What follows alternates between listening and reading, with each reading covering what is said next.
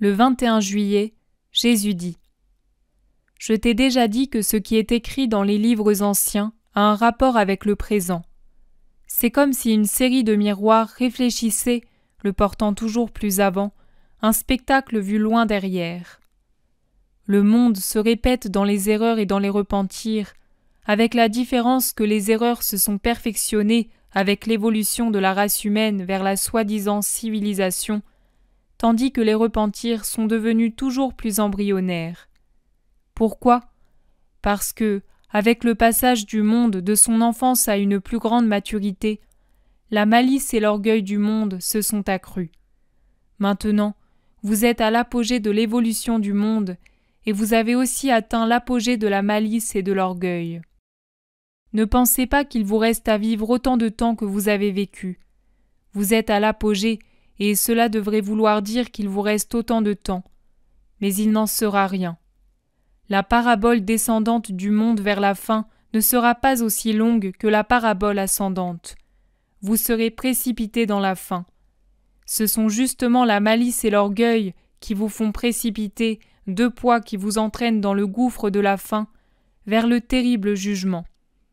En plus de vous entraîner dans la parabole descendante, l'orgueil et la malice vous émoussent l'esprit au point de vous rendre incapable, par un repentir sincère, d'arrêter la descente. Mais si vous avez procédé ainsi, à reculons dans le bien, la tête la première dans le mal, moi, l'Éternel, je suis resté immobile dans ma mesure exacte du bien et du mal.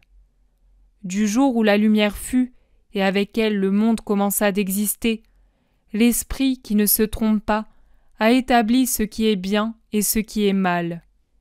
Et la force humaine, la petite force humaine, ne peut déplacer et effriter ce code éternel écrit par la main de Dieu sur des pages intouchables et qui ne sont pas de cette terre. Dès l'instant où mon vouloir créa le monde, il n'y eut qu'un seul changement. Avant, vous deviez vous gouverner et vous guider à partir des tables de la loi et de la parole des prophètes. Ensuite, vous m'avez eu, moi, Verbe et Rédempteur, pour vous expliquer la loi, vous instruire, vous donner mon sang, vous apporter l'Esprit qui ne laisse pas d'ombre et vous soutenir, pendant les siècles, avec les sacrements et les sacramentaux. Mais qu'avez-vous fait de ma venue ? Un autre poids de faute dont vous aurez à répondre. Veux-tu que nous regardions ensemble les pages anciennes dans lesquelles on trouve les explications de l'heure actuelle ? Tu les as perçues comme un aiguillon. Mais je vais te les montrer mieux. Qu'est-ce qui est promis à celui qui observe la loi ?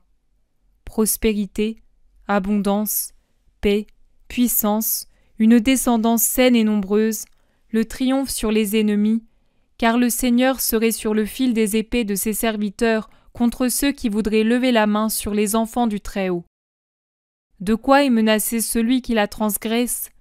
De faim, de disette, de guerre, de défaite, d'épidémie, d'abandon de la part de Dieu, d'oppression par des ennemis, à la suite de quoi les anciens enfants du Très-Haut deviendront semblables à des troupeaux persécutés et effrayés, destinés au massacre. Vous vous plaignez de l'heure que vous vivez. Mais la trouvez-vous injuste ? Ces rigueurs vous semblent-elles trop dures ? Non, elle est juste et moins dure que ce que vous méritez. Je vous ai sauvé et sauvé de nouveau de 1000 manières. Je vous ai pardonné et pardonné de nouveau pour 7000 et 7000 crimes. Je suis venu exprès pour vous donner vie et lumière. Moi, lumière du monde, je suis venu dans vos ténèbres pour vous apporter la parole et la lumière. Je n'ai plus parlé dans les tourbillons et les flammes par la bouche de mes prophètes. Non, je suis venu en personne. J'ai rompu mon pain avec vous. J'ai partagé ma couche avec vous. J'ai sué avec vous dans la fatigue.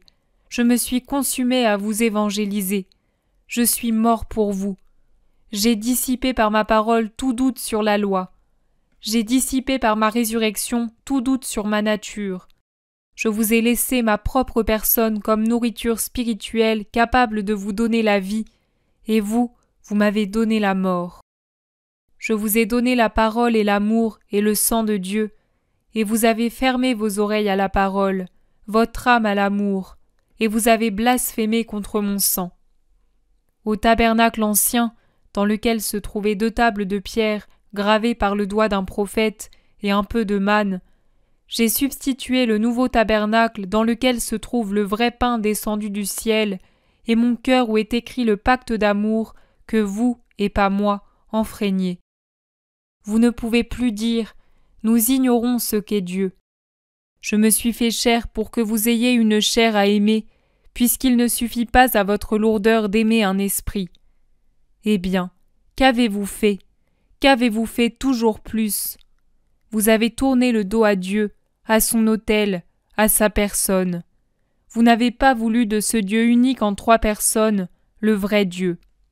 Vous avez voulu des dieux, et vos dieux actuels sont plus ignominieux que les dieux anciens ou les fétiches des idolâtres. Oui, plus que les fétiches des idolâtres. En eux se cache encore le respect de l'image de Dieu, telle que leur mentalité et leur ignorance peuvent la concevoir. Et en vérité, je vous dis que les idolâtres naturels seront jugés beaucoup moins sévèrement que vous, idolâtres par malice, vendus à la pire des idolâtries, l'auto-idolâtrie. Oui, vous vous êtes créés des dieux de chair corrompue, et devant eux, vous avez su chanter Hosanna, courber la tête et le dos que vous n'avez pas su courber devant Dieu. Vous avez méprisé, renié, raillé, brisé ma loi. Mais vous avez accepté et respecté, comme des esclaves ou des animaux apprivoisés par le dompteur, la loi mensongère que vous ont donnée de pauvres hommes encore plus dévoyés que vous, et dont le destin fait frémir d'horreur tout le ciel. Idolâtres, païens, vendus à la chair, à l'argent, au pouvoir, à Satan qui est le maître de ces 3 règnes néfastes de la chair, de l'argent et du pouvoir. Mais pourquoi, ô mon peuple, es-tu sorti du royaume que je t'avais donné? Pourquoi as-tu fui ton roi de perfection et d'amour et préféré les chaînes et la barbarie du royaume de Satan, du prince du mal et de la mort? C'est comme ça que tu récompenses le Très-Haut qui est ton Père et Sauveur? Et tu t'étonnes si le feu jaillit de la terre et pleut du ciel pour réduire en cendres la race opiniâtre et traîtresse qui a renié Dieu et accueilli Satan et ses ministres?